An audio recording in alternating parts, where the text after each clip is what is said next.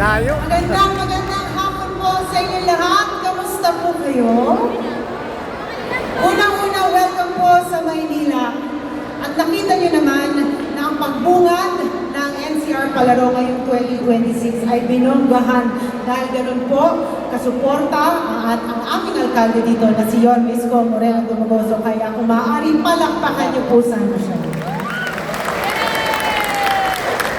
Alam nyo, ang trabaho ko, nandito ngayon sa inyong harapan para ipakilala ang isang tao na alam ko namang kilala na ng buong Pilipinas. Ngunit mayayabang namin dito sa Maynila na narito siya na tumutulong at sinusuportahan ng mga kabataan para mahanap nila ang kanilang kagalingan, lalo't-lalo na pagdating sa sports. Alam nyo, kilala ko po ang aming alkalde dito nung kami bata pa. At nakita ko na pwede siyang maging basketball player dahil napakagaling niyang mag-basketball. Ngunit, dahil sa hirap ng buhay, pinili niyang magtrabaho at ipaglaban na sila ay makatayo. At dahil ngayon siya ay alkalde namin dito sa Maynila, sinisiguro niya ng bawat batang Manileño at ngayon batang Pilipino mabigyan ng oportunidad na matuto pagdating sa larangan ng sports. Hindi ko na po hahabaan ito dahil proud na po akong ibigay ang mikropono sa aming magaling na alkalde na si Yorme Isko Moreno Dumagoso.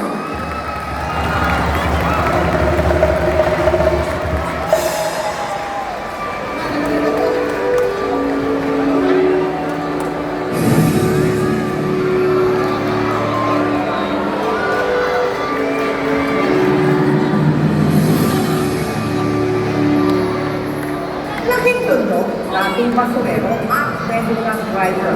Sinanas niya raw ang buhay na isang tumawag mula sa kahirapan ng pasukin ang maliming na mundo ng showbiz at lalo nakilala ng taon niya ang mundo ng politika.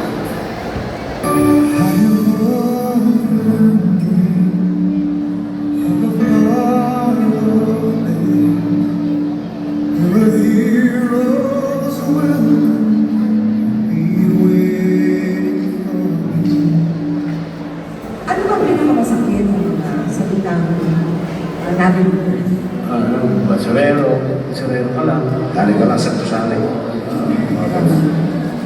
Tapos, walang nangyayari sa'yo, hindi ka lang.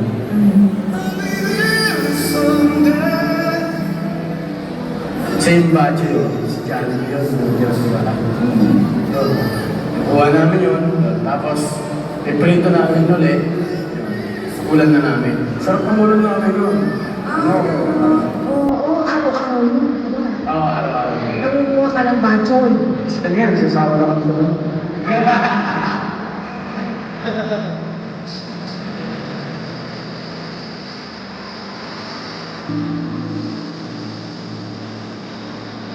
Pero parang sa mga batang tulad mo, no?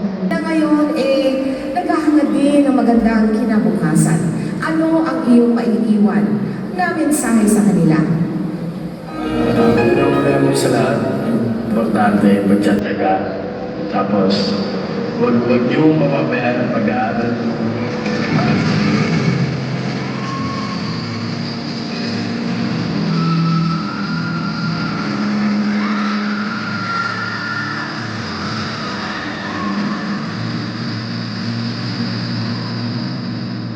Punto ko, mga bata,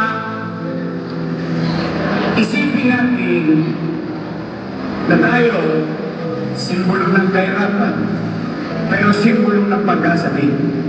Kung nangyari sa amin, sa ng aming mga kasamahan sa Toto High School, na kami naging matagumpay sa aming kinalalagyan, pwede rin mangyari sa inyo. Dahil pare-pareho lang tayo ang iniihit na hangin. Pare-pareho lang tayo ng kalakihan lugar. Kaya walang imposible